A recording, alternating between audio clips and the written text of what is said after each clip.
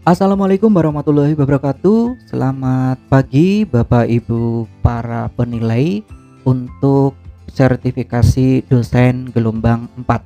Perkenankan saya Muhammad Rois Abidin, SPD MPD dari jurusan Desain, Fakultas Bahasa dan Seni Universitas Negeri Surabaya, menyampaikan beberapa hal yang terkait dengan kurikulum vitae, kemudian juga proses pembelajaran, kemudian juga penelitian serta pengabdian masyarakat yang sudah saya laksanakan. Saya di Universitas Negeri Surabaya ini mengampu beberapa mata kuliah, mulai dari desain web, poster, kemudian persepsi visual, sketsa desain, kewirausahaan, teknologi cetak dan lain sebagainya, sampai pada infografis. Untuk riwayat pendidikan saya dari Universitas Negeri Surabaya juga, dan memang fokus saya di seni rupa, namun lebih ke pendalaman di desain komunikasi visual. Sehingga ketika saya masuk di PNS, maka kemudian ditempatkan di jurusan desain begitu. Saya akan menyampaikan dulu mengenai riwayat saya di bidang profesional dan juga kontribusi saya di bidang desain. Saya pengalaman mulai dari desainer penerbit Aljabar di Ngagerjo di Surabaya, kemudian freelance illustrator, kemudian freelance designer di Surabaya Ed, kemudian juga di freelance designer di Jawa Pos di marketing department, kemudian sebagai graphic designer di CV Paragraph Indonesia yang memang bergerak di bidang environmental graphic. Baik, terus kemudian untuk pengalaman saya di bidang desain, terutama pameran, itu saya sudah mulai sejak sebelum saya masuk di PNS. Saya mulai waktu itu ketika saya masuk di mahasiswa. Kemudian juga di pameran Black Innovation Award, ya. Kemudian juga di course design. Kemudian juga mengisi beberapa workshop atau talk show, di mana ada beberapa yang memang saya masukkan di dalam sister untuk sertifikatnya. Kemudian untuk prestasi dan penghargaan ini saya mulai tahun 2004 ya, 2006, 2007, 2008. Yang tahun 2021 saya sedang mengikuti desain maskot untuk jaga.id dan juga KPK. Untuk prestasi ini memang saya sudah mulai ya dari awal.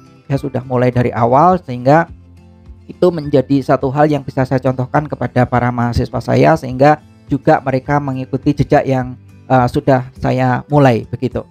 Nanti akan saya lebih jelaskan lagi mengenai prestasi yang saya dapat. Tapi yang menurut saya paling luar biasa adalah ketika saya terpilih menjadi salah satu porsi di course design untuk di Jerman pada waktu itu tahun 2013, sehingga saya bisa banyak belajar dari para desainer di Jerman waktu itu. Oke. Untuk publikasi online, terutama karya-karya, ini sudah ada di beberapa buku di majalah Intisari, kemudian koran Jawa Pos, buku Bisnis Indonesia, jurnal nasional yang nanti akan saya tampilkan di sini. Kemudian juga ada beberapa media online. Kemudian untuk di piagam penghargaan ini juga sudah saya kumpulkan. Memang saya berangkat dari profesional, sehingga apa yang sudah saya kerjakan memang saya berniat waktu itu agar ini bisa diakui dan bisa kita perlihatkan nanti sebagai portfolio. Ada beberapa sertifikat mulai saya masih kuliah ya sampai kepada profesional. Terus kemudian untuk dokumentasi yang tadi saya sampaikan ada di jurnal nasional ya. Ketika saya membuat sebuah desain tas inovatif ya pada waktu itu, ini dimuat juga di dalam jurnal nasional dan juga di Intisari Magazine. Kemudian ada juga di Versus Magazine. Ini adalah dokumentasi penghargaan yang saya peroleh ketika saya berbicara di kancah nasional dan berupaya untuk mewujudkan atau menunjukkan eksistensi saya di bidang profesional di bidang graphic design. Ini adalah ketika saya masuk di dalam Metro TV pada waktu itu Kick Andy untuk episode inovasi anak negeri. Berlanjut juga di tahun 2013 kami diundang kembali di Kick Andy untuk topik atau tema yang muda yang berinovasi. Kemudian di 2013 saya menjadi first winner di dalam Porsche di Course Design Competition, dan yang tadi saya sampaikan, saya berangkat ke Jerman untuk belajar desain di sana. Kemudian juga di penghargaan yang lain, saya mendapatkan Outstanding Innovator di Black Innovation Award. Pada waktu itu saya mendapatkan hadiah sekitar 25 juta kali 2 karena 2 karya yang saya ajukan waktu itu menang. Dan ada beberapa hal lain ya yang saya dapatkan di sini. Dan juga ada beberapa foto yang waktu itu saya dapatkan. Kemudian 2015 saya juga mendapatkan award dari Mandiri, waktu itu menjadi salah satu finalis untuk wirausaha muda mandiri untuk kategori Technopreneur. Nah, ini ketika saya mendirikan craftline.co.id. Ini didokumentasi di media online. Itu untuk biodata singkat saya. Jadi itu nanti memang akan saya relevansikan semua apa yang sudah saya peroleh di lapangan, berbicara di kancah nasional yang terkait dengan kompetisi ya, kemudian workshop dan sebagainya. Saya coba untuk masukkan semua di dalam mata kuliah atau saya relevansikan dengan di dalam mata kuliah yang saya ampu begitu. Untuk di semester ini memang, atau di semester yang sebelumnya juga ya, saya mengampu di mata kuliah infografis. Untuk mata kuliah infografis ini, kami mencoba untuk membuat mahasiswa itu bisa menguasai keterampilan di dalam mengolah data verbal menjadi karya visual melalui langkah-langkah yang sistematis. Terkait dengan mata kuliah infografik ini, maka beberapa referensi yang saya pakai misalkan adalah buku dari Jason LeCun, ya, Infographic, The Power of Visual Storytelling. Terus kemudian juga ada Design Thinking. Ya, Design Thinking ini adalah buku untuk kita berproses berpikir secara desain. Terus kemudian juga ada Infographic for Dummies dari Willy Brandt. Terus kemudian juga ada Cool Infographic, Effective Communication with Data Visualization and Design.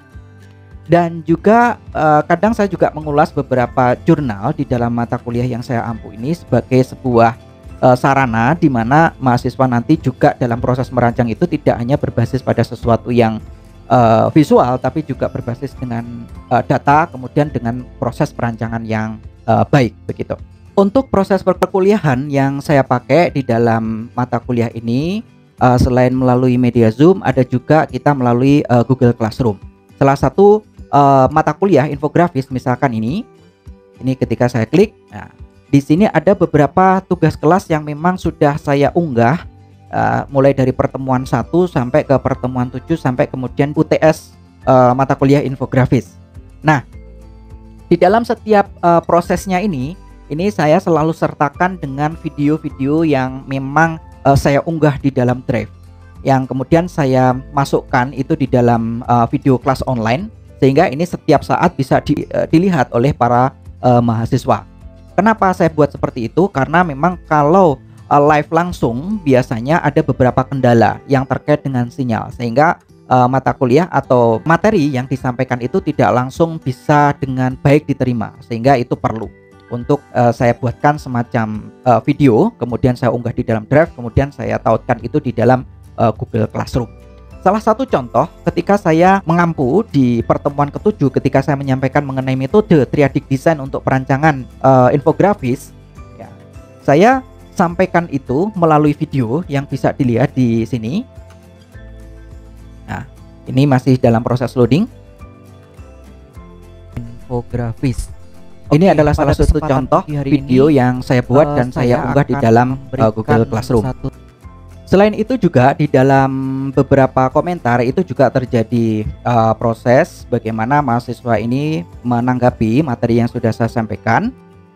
Kemudian hasilnya memang ini saya bisa tangkap, kemudian saya diskusikan dan bisa bicarakan secara langsung di luar forum Google Classroom ini begitu. Untuk ini adalah contoh untuk UTS infografis yang sudah saya laksanakan. Ketika saya memasukkan itu di dalam Google Classroom, maka saya tinggal melihat hasilnya, dan di sini mahasiswa sudah memberikan semua hasilnya di sini. Kemudian saya tinggal mengevaluasi.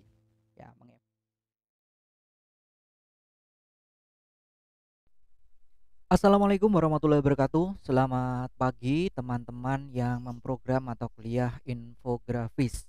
Oke, pada kesempatan pagi hari ini saya akan memberikan satu teori lagi yang terkait dengan perancangan untuk desain komunikasi visual, yang mana pada kesempatan pagi hari ini kita akan lebih spesifik berbicara mengenai perancangan infografis.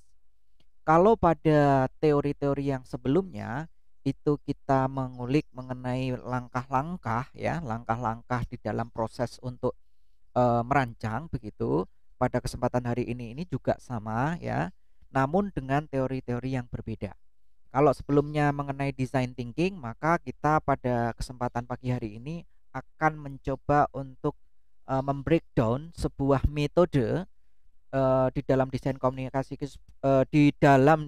komunikasi visual yang yang ditulis oleh Pak Sumbo Tinarbuko, yang beliau itu adalah dosen ya di ISI Jogja, dan beliau membuat sebuah metode perancangan yang disebut sebagai triadik desain komunikasi visual begitu. Oke, langsung saja ya. Jadi di dalam handout yang sudah saya susun ini nanti ada beberapa sumber ya. Yang pertama dari Sumbo Tinarbuko, membaca tanda dan makna desain komunikasi visual gitu. Kemudian satu jurnal dari Fadli Ahmad ya, atau Fadli gitu ya, yang ada di sebelah sini ya, sebelah kiri. Di mana di situ Ahmad Fadli ini mencoba untuk membuat perancangan infografis tutorial comic preparation untuk komikus pemula. Kemudian yang ketiga ada Lawson Bryan ya, bagaimana cara berpikir desainer. Oke, langsung kita mulai ya teman-teman. Jadi kalau diambil ya dari ini ya, dari jurnal ini. Jadi sebenarnya kalau kita ngambil jurnal itu memang banyak sekali sebenarnya ya, metode-metode yang akan kita pakai atau kita gunakan gitu. Nah, ini jurnalnya cukup muda ya usianya ya, April 2019, Journal of Art Design and Art Education and Culture Studies ya. Nah, ini volume 4 nomor 1. Di sini Ahmad Fadli ini dari pasca sarjana desain dari ISI Yogyakarta. Memang mata kuliah ini bukan mata kuliah metodologi desain ya, tapi saya kembali akan selalu mengingatkan, selalu mengkonekkan materi itu sesuai dengan teori yang seharusnya, sehingga di dalam proses merancang itu nanti tidak melepaskan diri dari proses atau dari teori gitu. Oke. Ini saya ulas singkat, nanti akan saya masukkan di dalam handout ini ya. Jadi Ahmad Fadli ini itu mencoba untuk mencari sebuah masalah ya, mencari sebuah masalah di mana dia menemukan satu masalah bahwa apa ya, banyak orang yang mungkin belum apa ya, belum paham betul intinya gitu ya, belum paham betul bagaimana cara membuat atau ya kalau mau membuat sebuah komik gitu ya, itu ada cara-caranya ya atau metode-metodenya gitu. Sehingga di dalam prosesnya itu tak sesuai dengan yang seharusnya gitu ya. Mungkin itu bahasa lebih halusnya begitu. Nah, di abstrak ini dibilang ya, perkembangan komik di Indonesia semakin menempati wilayah produktifnya, ditandai dengan munculnya platform komik digital yang menghimpun karya komik gitu. Nah, dan seterusnya dan seterusnya. Mereka masih membutuhkan informasi dan edukasi mengenai langkah awal yang dilakukan untuk menjadi komikus yang karyanya memenuhi standar industri platform digital. Ini masalahnya, ya. Jadi ada problem di mana para komikus itu bermunculan, kemudian masih ada yang butuh diedukasi, ya. Ada masalah ini ya, diedukasi sehingga karyanya itu nanti bisa memenuhi standar industri. Oke, clear. Di situ sudah ketemu problemnya. Kemudian di sini nanti si Ahmad Fadli ini akan membuat sebuah infografis ya. Dan di sini dia menggunakan metode triadik berpikir desain komunikasi visual oleh Sumbo Tinarbuko ya. Dan kemudian di dalam prosesnya itu ada 4 tahap ya: identifikasi, analisis, sintesis, kemudian evaluasi ya. Kemudian evaluasi. Oke. Terus kemudian di sini ya, media perancangannya yang digunakan adalah infografis dan poster. Nah, penentuan media ini nanti juga apa namanya, juga harus relevan ya dengan teorinya, nanti ada sendiri gitu. Nah, ini saya singkat-singkat saja ya teman-teman. Di latar belakang masalah ini tadi ya, secara garis besar sudah disampaikan di dalam abstrak. Terus kemudian di sini nanti teman-teman akan saya berikan ini nanti di drive, nanti bisa dibaca sendiri dan kemudian bisa dieksplorasi sendiri. Kemudian dari permasalahan tadi, nah ini kemudian ada rumusan masalah bagaimana komunikasi visual tutorial comic preparation untuk komikus pemula. Jadi sebenarnya dia bikin tutorial, cuma tutorial itu bentuknya nanti dalam seperti infografis gitu. Oke, terus kemudian di metode perancangan, nah ini grand teorinya itu tadi ya, grand teorinya itu adalah ya ini saya ambil ya teman-teman, saya ambil bagan ini kemudian saya masukkan di dalam handout. Nah nanti tentu akan apa namanya disesuaikan ya dengan konteks perancangan kita. Kalau memang kita akan merancang infografis ya tentu nanti akan di sini tidak storytelling komikus gitu ya, tapi sesuai dengan permasalahannya apa. Tadi yang sudah saya sampaikan di awal tadi. Gitu. Nah, teman-teman ya, di dalam metode perancangan ini saya switch ke handout ya. Metode perancangan yang digunakan di dalam perancangan ini mengacu pada metode desain modern ya. Ada identifikasi, ada analisis, kemudian ada sintesis, kemudian yang terakhir ada evaluasi ya, ada evaluasi. Nah, ini nanti saya bahas. Saya masuk dulu di identifikasi ya. Jadi kalau kita akan merancang ya, seperti halnya pada teori yang sebelumnya ya, yang sudah saya sampaikan mengenai design thinking, selalu diawali dengan yang namanya identifikasi ya. Jadi identifikasi ini dalam rangka untuk mencari permasalahan utamanya seperti apa, ada masalah apa di situ, dan konteksnya dalam identifikasi ini nanti berbicara soal target audiensnya ya, karakteristiknya ya. Kalau karakteristiknya ini dari aspek demografis ya, kemudian aspek psikografisnya, kemudian aspek geografisnya, kemudian behaviornya ya. Ini semuanya ada ya. Ya, proses misalkan identifikasi ini di sini. Nah, di sini dia bicara mengenai target audiens primer. Ya, pria, remaja, wanita, rentan usia.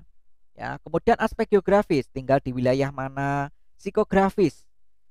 Psikografis itu terkait dengan, nah ini kalau rasa ingin tahu atau kepo gitu ya, rasa keingintahuan. Kemudian ada behavior, ya behavior. Nah ini behavior itu ya kebiasaan bagaimana target audiens itu punya kebiasaan seperti apa. Apakah orangnya itu jadul, apakah orangnya itu up to date dengan tren. Kalau di sini kan gitu, ya. Dan lain halnya. Banyak ya. Itu yang bisa kita gali ketika melakukan proses identifikasi. Dan ini memang fokus pada target audiens itu di proses identifikasi. Kemudian masuk di dalam proses analisis ya. Nah, di dalam proses analisis ini kalau di dalam triadiknya dari Pak Sumbo Tinarbuko ya, ini ada permasalahan DKV, kemudian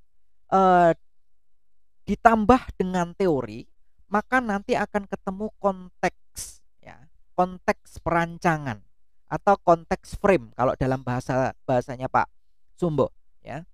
Nah, konteks frame itu seperti apa? Nah, konteks frame-nya ini nanti dianalisis lagi dengan metode 5W1H ya. Kalau W yang pertama ya what ya. Apa yang ingin disampaikan dalam tutorial ini? Apa yang ingin Anda sampaikan di dalam infografis ini gitu. Ya. Terus kemudian who, siapa yang merancang tutorial comic preparation dalam konteks jurnal ini? Berarti kalau nanti Anda bikin infografis ya berarti siapa yang merancang infografis dan kepada siapa infografis ini nanti ditujukan. Oke.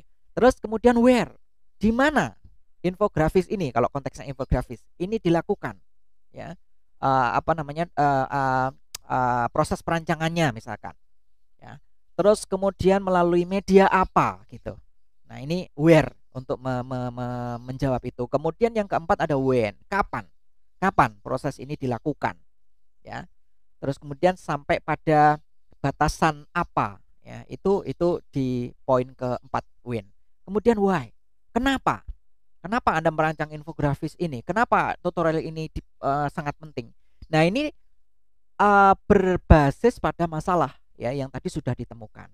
Kemudian yang keenam adalah how, bagaimana tutorial ini dilakukan. Ya, kalau ini dia bilang tutorial dilakukan dengan membawa materi yang sederhana, mudah dipahami dan ada contoh melalui media Instagram, berkala dan seterusnya dan seterusnya. Nah, ini bagaimana itu adalah untuk menjawab Anda punya pikiran kreatif apa, kemudian bagaimana itu untuk menerjemahkan secara deskriptif ya, apa yang nanti akan Anda lakukan, apa yang nanti Anda kerjakan, kemudian apa yang nanti akan kita rancang gitu. Oke. Ini tahap analisis yang pertama ya. Jadi ada permasalahan di kafe, kemudian teorinya itu digabungkan, maka nanti akan ketemu konteksnya gitu ya. Tentu dengan konteks 5W1H tadi ya, untuk proses perancangannya. Terus kemudian teman-teman, untuk yang selanjutnya di analisis selanjutnya itu ya, ada target audiens kemudian teori ya. Jadi kalau di sini itu sudah ada tulisan target audiens, berarti ini proses identifikasinya sudah selesai ya. Kita sudah punya banyak data ya. Target audiens kemudian ada teori. Ya, baru kemudian nanti akan ketemu konten atau konteks isinya apa sebenarnya nanti ya.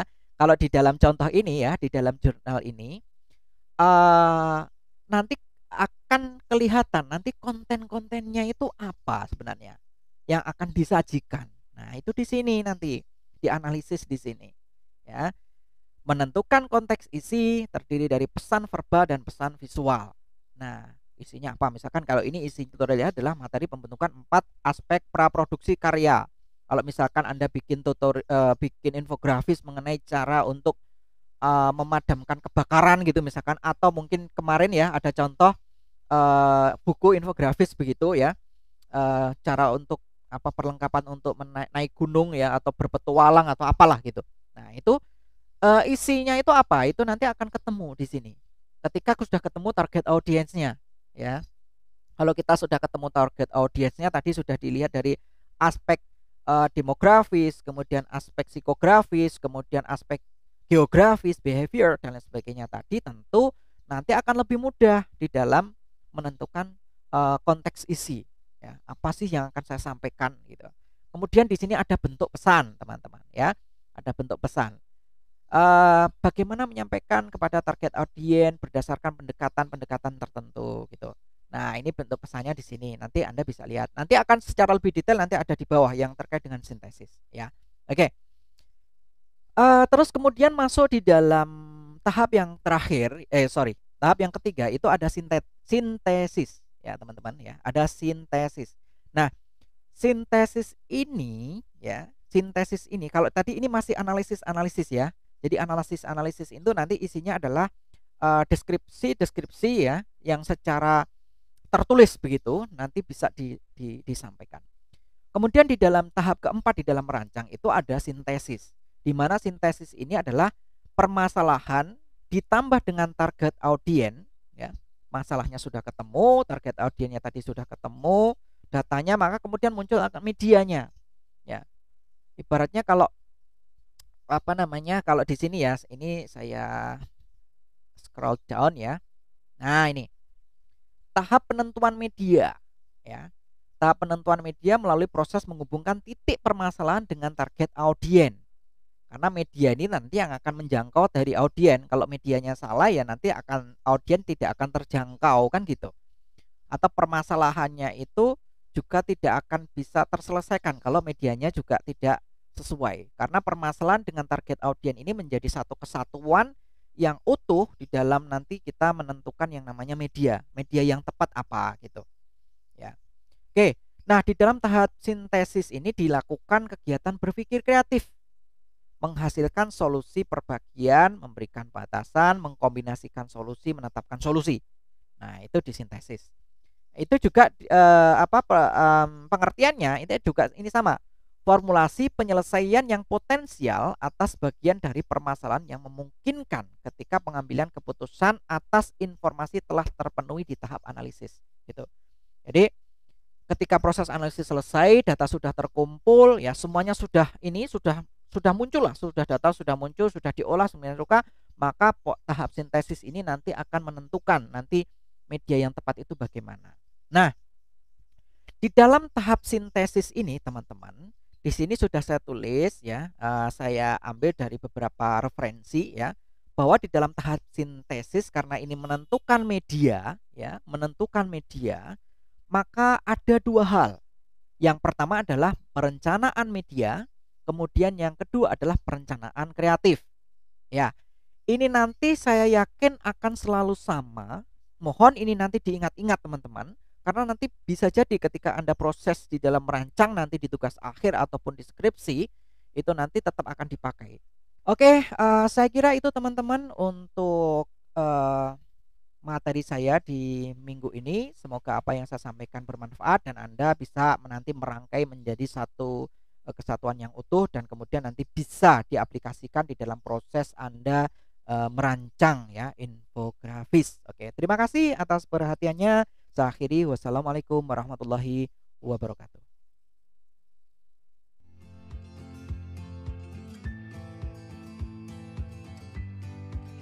Untuk penelitian yang saya unggulkan, salah satunya adalah penelitian yang terbaru yang saya laksanakan pada waktu itu saya menjadi ketua ketika saya membuat atau merancang penelitian pandemi dengan judul Pandemi Corona sebagai ide penciptaan desain motif batik untuk produk hijab. Inspirasi gambar seperti ini, hasil sketsa seperti ini, kemudian hasil sketsa di dalam digital imaging, kemudian hasil desain motif. Demikian juga dengan face seal inspirasi gambarnya seperti ini, hasil sketsanya seperti ini ya. Kemudian kita olah lagi, kemudian desain motifnya jadi seperti ini. Motif yang sudah kita buat kemudian kita aplikasikan di dalam bentuk desain. Untuk lebih detail dan jelasnya berikut saya lampirkan desain jadinya. Pada foto di samping ini adalah aplikasi desain ketika dipakai untuk produk hijab. Jadi kalau kita lihat mungkin tidak sekilas mungkin tidak akan terlihat ya bahwa ini adalah produk atau masker ya, tapi kemudian sudah kita buat sedemikian rupa motifnya sehingga akan lebih menarik. Kemudian juga ini adalah face seal tadi dengan susunan dan komposisi serta kombinasi warna serta ornamen ini menghasilkan sesuatu yang menarik. Baik, selanjutnya saya akan menyampaikan mengenai laporan untuk PKM saya pada waktu itu di tahun 2020 ketika saya membuat sebuah hand sanitizer otomatis yang berbasis sensor infrared ya, dan ini nanti diaplikasikan di masyarakat di sekitar kampus. Kemudian pada waktu itu saya membuat sebuah handout juga untuk pembuatan desain hand sanitizer otomatisnya berupa seperti ini, dan saya juga membuatkan sebuah video proses di dalam merakit sehingga nanti bisa diikuti oleh warga. Baik, ini adalah alatnya, tempat hand sanitizer atau nanti untuk cairan, untuk sabun dan lain sebagainya nanti bisa ditempatkan di sini. Nah, ini adalah rangkaian untuk ke arah power. Yang ini sudah saya rangkai. Nah, di dalamnya ini bentuk rangkaiannya sangat sederhana. Tinggal meletakkan tangan kita di depan. Jadi misalkan tangan satunya itu ke depan sini, kemudian tangan yang satunya itu menerima cairan ini. Ini saya kira kalau kemudian bisa dikemas dengan menarik, kemudian ditempatkan di tempat-tempat ibadah misalkan. Nah, ini saya kira menjadi sangat efektif. Apalagi cost atau biaya untuk membuat ini sangat murah sekali. Nah, itu adalah salah satu produk yang kami unggulkan di dalam penelitian untuk PKM yang memang sangat berguna bagi warga, karena memang kalau kita beli itu mahal sekali harganya, dan dengan PKM yang kita buat ini nanti harapannya itu bisa menjadi sebuah kontribusi yang positif di dalam rangka ikut serta di dalam penanganan untuk pencegahan COVID-19. Terima kasih.